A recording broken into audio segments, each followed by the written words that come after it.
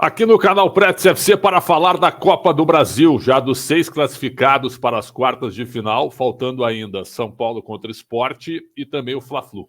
Então eu começo pelo jogo que eu comentei na Rádio Bandeirantes, um jogão de bola, a vitória do Corinthians 2-0 sobre o Galo e a classificação corintiana nos pênaltis. Foi o melhor jogo do Corinthians no ano, na minha avaliação. Realmente o time com o Renato Augusto de meia, com o Fagner jogando do meio para frente, que é algo que eu venho falando há um ano, já que o Fagner não tem mais físico para jogar de lateral, marcando e chegando na frente. Então, o que o Luxemburgo fez? Colocou o Bruno Mendes atrás do Fagner e soltou o Fagner. Vai embora. Joga do meio para frente. Foi isso que aconteceu e o Fagner fez uma grande partida, mostrando a sua qualidade, já numa condição física também melhor. Matheus Bidu jogou muito bem, um dos melhores em campo também. Então o Corinthians foi muito consistente, com alguns valores individuais muito bons. O próprio Renato Augusto, quando tem a bola, é diferente, sem dúvida. Saiu por cansaço, pela falta de ritmo, porque está voltando de lesão. Mas o Luxemburgo colocou em campo, na cabeça dele, os melhores que ele tinha à disposição. O Yuri Alberto não jogou mal, não. Uma boa partida do Yuri Alberto. Acertou a trave 2 vezes, errou um gol incrível e errou o pênalti na decisão. Mas ele ajudou bastante. Fez um bom jogo, eu achei. Tem nota 7 para ele, depois na cotação na Rádio Bandeirantes. Então, um grande jogo do Corinthians, melhor jogo do Corinthians no ano. E o Corinthians agora, evidentemente, que nas quartas de final, dependendo do sorteio, passa a ser candidato, sim, a quem sabe repetir a campanha de 2022. O mata-mata nem sempre o melhor vence. Isso aí tá claro. Então, o Corinthians passou por um Galo. Aliás, o Galo do Cudê, o Cudê já tinha feito isso no Inter e fez agora no Galo. Num jogo que ele tinha 2 gols de diferença, deixou o Hulk no banco, escalou um time misto, deixando 4, 5 titulares de fora. Então o Cudê também facilitou a vida do Corinthians. O Corinthians não tem nada a ver com isso. Atropelou, passou por cima e está nas quartas de final. Parabéns ao Corinthians. Aí tivemos Fortaleza 1, Palmeiras 0. O Fortaleza ganhou o jogo, o Palmeiras estava com 3-0 na frente, num grande jogo que o Palmeiras fez aqui no jogo de ida, que eu também comentei, e foi lá para administrar.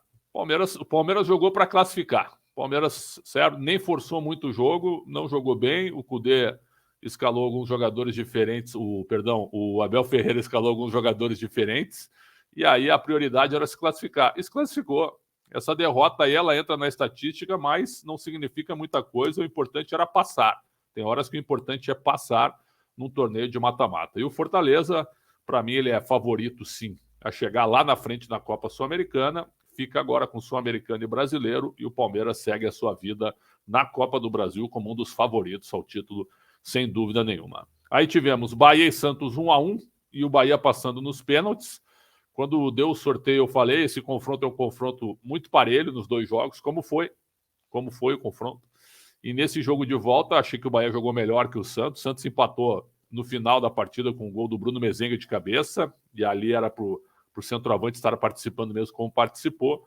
E nos pênaltis, o Camacho e o Mezenga erraram os pênaltis e o João Paulo pegou pelo menos um, né? O João Paulo segue sendo o melhor jogador do Santos. Ele fez uma defesa espetacular contra o Bahia no primeiro tempo e ele ainda é o melhor jogador do Santos. O Santos vai seguir a sua vida, tem que priorizar a Série A. O Santos tem que priorizar 45 pontos e depois o que vier é lucro. Até porque na Sul-Americana a situação também está muito difícil e deve cair. E o Bahia, para mim, é um time comum. O Bahia gastou muito e tem um time absolutamente comum. Acho que o Bahia, dependendo do sorteio, para nas quartas de final da Copa do Brasil. Aí tivemos Atlético Paranaense e Botafogo. Botafogo 1-0 no Atlético.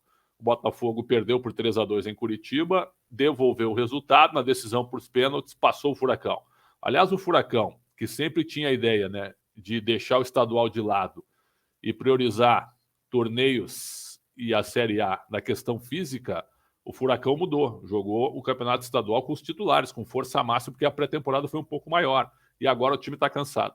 Dá para notar que o time do Atlético Paranaense perdeu a força, é um time cansado. E o Botafogo jogou melhor, não conseguiu fazer o segundo gol nos pênaltis, passou o Furacão, acontece, o Furacão está nas quartas. Não vejo, acho que não sei, o Atlético agora tem a parada da data FIFA para todo mundo, e talvez aí o Atlético melhore fisicamente, mas o time parece cansado, e um time que está jogando distante do que pensam Paulo Turra e Filipão. E o Botafogo, com a eliminação na Copa do Brasil, se fortalece na Série A. Uma competição a menos, prioriza mais a Série A. onde é líder absoluto neste momento com 8 rodadas.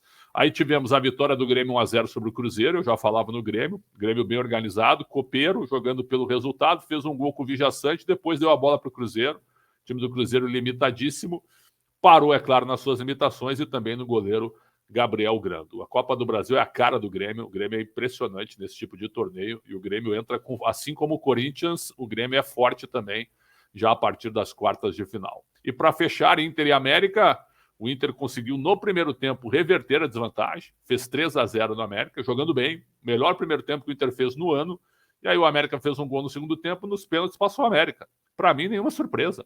O América conseguiu fazer 2-0 na ida e deixou o Inter sob pressão, e precisava de um gol, como fez, e nos pênaltis foi mais competente e se classificou. Estou vendo uma comoção assim, o Inter... Não foi surpresa para mim. Para mim seria surpresa se o Inter passasse.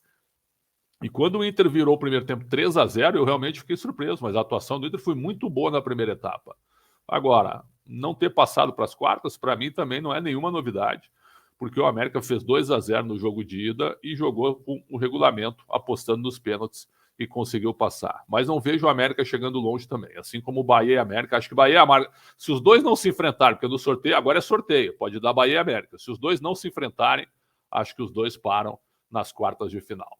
E aí temos São Paulo Sport e o Fla-Flu, que eu vou comentar amanhã sobre os dois classificados. Vou comentar nesta sexta, mas já coloco que o São Paulo passa, venceu 2-0 em Recife, e acho que ganha de novo. E o Fla-Flu é o mais imprevisível do momento, porque o Fluminense está numa queda física, num desgaste grande, e o Flamengo tem uma queda técnica, uma crise técnica. Então, o Fla-Flu imprevisível e a gente vai aguardar para ver quem é que se classifica. É isso. Copa do Brasil, mata-mata empolgante. Os jogos serão em 5 e 12 de julho, depois, é claro, da realização do sorteio. Canal Prédio CFC no YouTube, muito obrigado pelo carinho e pela audiência. Um grande abraço e até a próxima.